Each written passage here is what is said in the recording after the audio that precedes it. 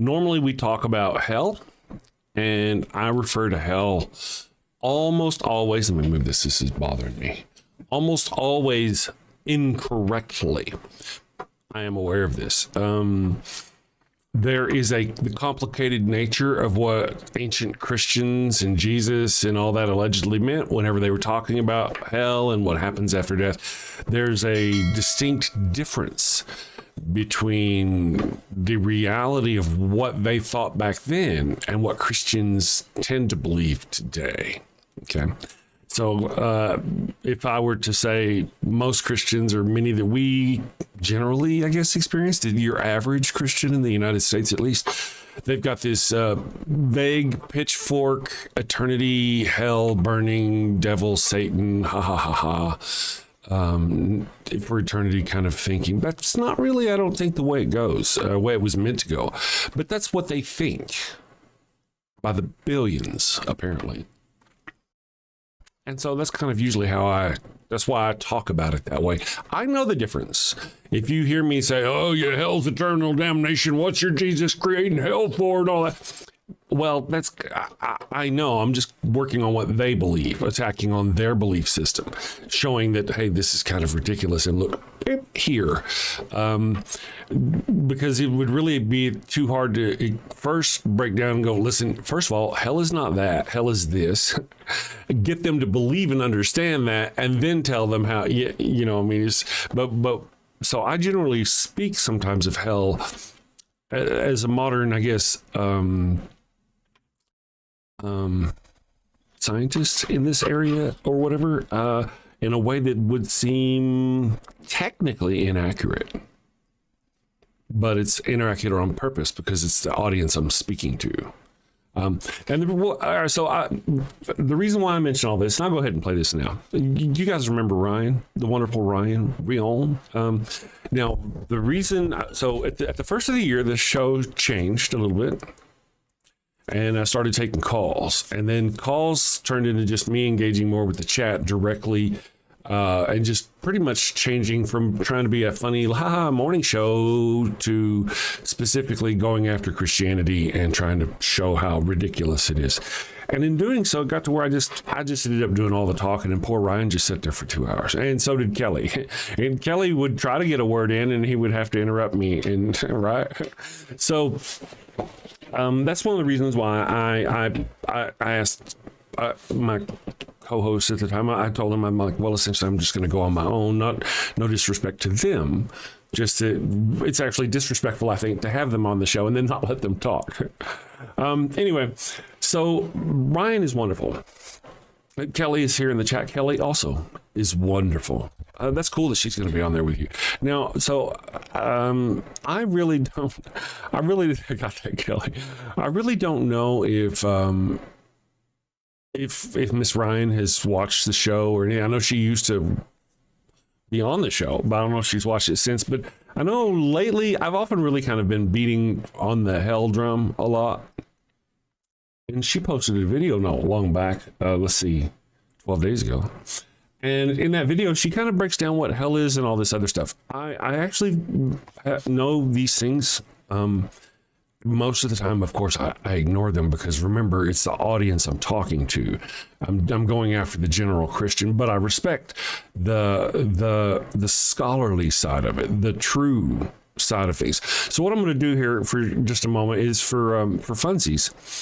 I'm going to play her video explaining what hell is in reality, and then we'll talk more about that here in just a second. Let me do that for y'all. Bum, bum, bum, bum. Let's go. Are you worried about going to hell? Here. Boop, boop, boop, boop. All right, so I'm going to do this, and let's go here. Yeah, let's go share. Sorry, it takes a moment. My producer, my there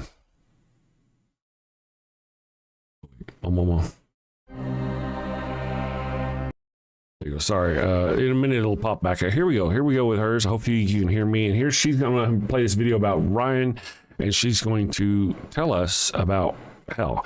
In a moment, because I pushed the wrong button, it will kick us back somewhere to where we're not supposed to be, and then it'll go blank, and I'll pop us back here. No worries, no fears. Here goes Ryan. Listen, knowing that Jesus of the first century would have no comprehension of the 21st century Christian idea of eternal torment, especially considering that Gehenna, a word that he uses metaphorically, is conflated with the idea of hell, as well as many other Greek mythologies being thrown into the mix in the New Testament. Jesus uses the word Gehenna, which is an actual location outside of Jerusalem, which used to be a place where child sacrifice took place, eventually got turned into a trash pit that is burning constantly. He uses that word Gehenna symbolically to convey a spiritual message to his followers. This is Matthew 5:29. Do you notice any difference in the translation? Let's read through it. If your right eye makes you stumble, tear it out and throw it from you, for it is better for you to lose one of the parts of your body than for your whole body to be thrown into hell. So did Jesus use the word hell, or did he use the word Gehenna? Looky right here in the Greek, Gehenna. Here is another one in Mark 9:43. If your hand causes you to stumble, cut it off. It is better for you to enter life crippled than having your two hands go into hell, into the unquenchable fire. Is hell the word that Jesus uses? Again, no. He is speaking of a literal location that is now a continuously burning trash pit. He is speaking metaphorically. If you are rendered judged by God and it is bad, you are going to be dunzo bunzo. There is no eternal torment, and there is nothing in the language that suggests it's an eternal torment. Now, Gehenna is not the only word that gets mistranslated into hell. Sheol, I wonder why that happens. Now, that could just be a language thing. I don't know. I didn't live centuries ago. But it's kind of weird that all these words are getting bottlenecked into one, and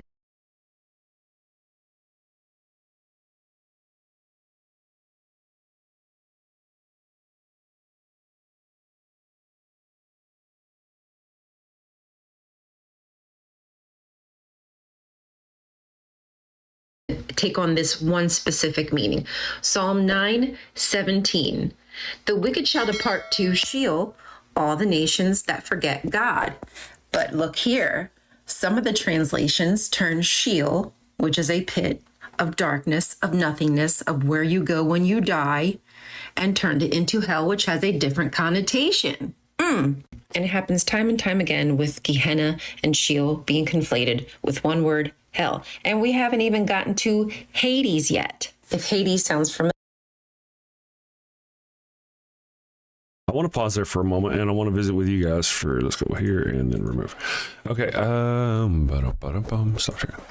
Okay, so Hades or Gehenna is whenever Jesus is referring to the place. He's using it as a metaphor for a place you're going to go if you die. When you die, if you're not in the good graces. I'm going to go back and make sure I understand that correctly. But essentially, Gehenna is a trash pit. He's using that as a metaphor for where he's going, where you will go after if you're not good with God. So that's Gehenna. Sheol is essentially the pit of death. It's, and those are, to my understanding, based just on the definitions alone, two completely different things. Now, if Jesus was referring to Sheol, then he would have referred to it not as a pit of fire, but as, or trash, a garbage pit of fire, but as a pit of darkness, I would think. But I would have to ask an expert about that. However, so oftentimes we'll hear on the show, and anywhere else, atheists, whatever, we'll be picking on Christians, and we're like, well, what kind of Jesus would make a hell where they torture you for eternity? And then the scholarly person would go, now, wait a second, that's not actually really what he said. What he said was he was using Gehenna as a fiery pit, as a metaphor.